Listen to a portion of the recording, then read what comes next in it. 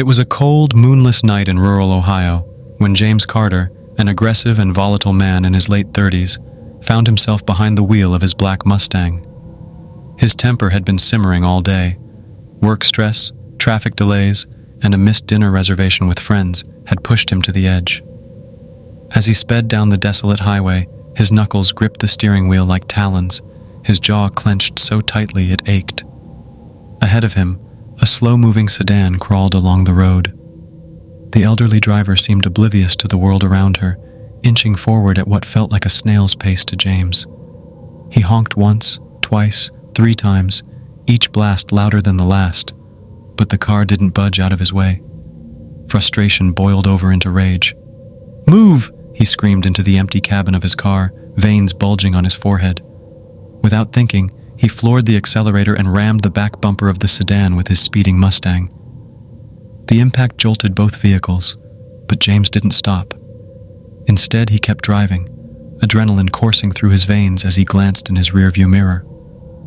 Through the dim light, he saw the silhouette of an elderly woman struggling to regain control of her car. Her hands trembled on the wheel as she tried to brake, but her vehicle swerved dangerously close to the guardrail. James smirked cruelly. "Serves you right," he muttered under his breath before pressing harder on the gas pedal. But as he drove further, unease began to creep in. He noticed something strange. The sedan wasn't following him anymore. In fact, there were no headlights visible in his mirrors at all. A chill ran down his spine despite the warmth inside the car. He slowed down slightly, scanning the dark road behind him. Nothing. Just endless stretches of asphalt swallowed by shadows. For a moment, guilt flickered in his chest, but he quickly shoved it aside. "She'll be fine," he told himself. "People survive fender benders every day, but life has a way of punishing those who refuse accountability." 2 days after the incident, James started noticing odd things. It began with small, seemingly insignificant occurrences. A faint tapping sound on his bedroom window late at night, though no branches or debris could explain it. The scent of burning rubber lingering in his car even after he cleaned it thoroughly, and the feeling of being watched whenever he stepped outside. At first, he dismissed these as figments of his imagination, stress-induced paranoia from working too hard. But then came the dreams. Vivid, horrifying nightmares that always followed the same pattern. He would relive the crash, only this time, the elderly woman turned to face him. Her eyes glowed white, devoid of pupils, and her mouth stretched unnaturally wide as she whispered words he couldn't understand. Each dream ended with her reaching toward him, her skeletal fingers brushing against his cheek just before he woke up drenched in sweat. One evening, while driving home from work, James spotted a pair of headlights in his rearview mirror. They belonged to a familiar-looking sedan, a silver Toyota Camry. His heart skipped a beat. Could it be the same car? No, it couldn't be. That woman must have totaled her vehicle after losing control. Still, the resemblance was uncanny. As he accelerated, trying to put distance between himself and the car, the sedan matched his speed perfectly. Panic set in when he realized it was gaining on him, inch by inch.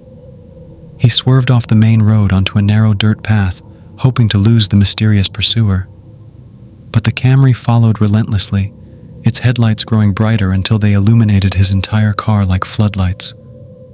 Suddenly, the engine of the sedan roared deafeningly loud, drowning out everything else. James slammed on the brakes, skidding to a halt. When he looked back, the Camry was gone. There was nothing but darkness and silence. Over the next few weeks, the haunting intensified. Objects in his house moved inexplicably, a chair pulled away from the table, a photograph falling off the wall without cause. One night, as he sat alone in his living room watching TV, the screen flickered and displayed static for several seconds. When the picture returned, it showed footage of the highway where the accident occurred. The camera angle appeared to come from inside the sedan, capturing the moment James rammed into it.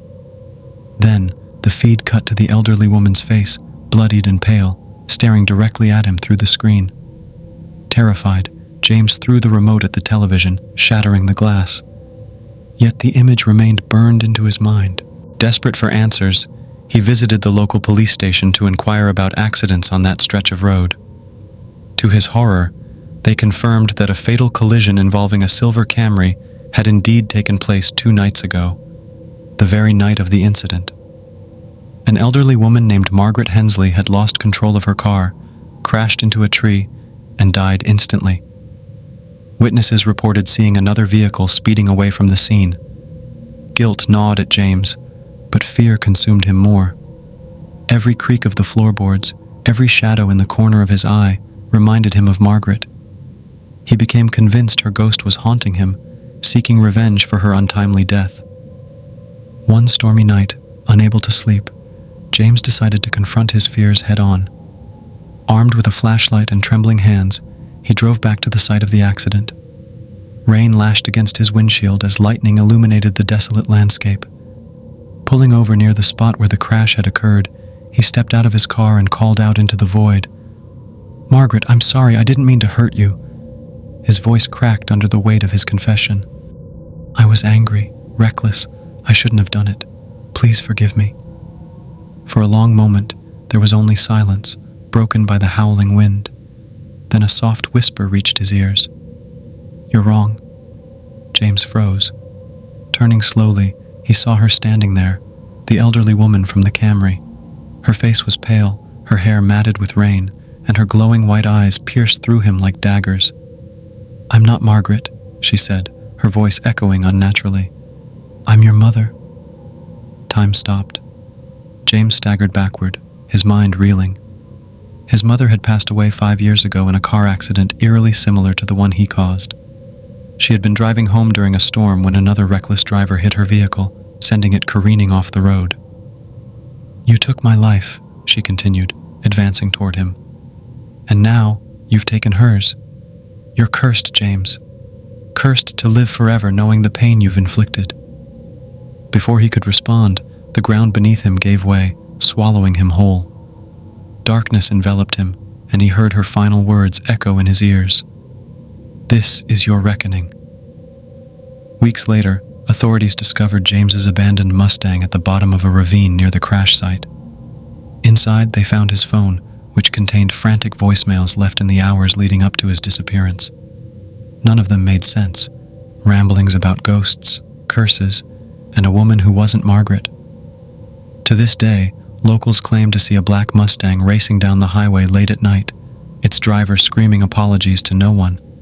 And sometimes, if you listen closely, you can hear the faint sound of a woman laughing, a chilling reminder that karma always finds its mark.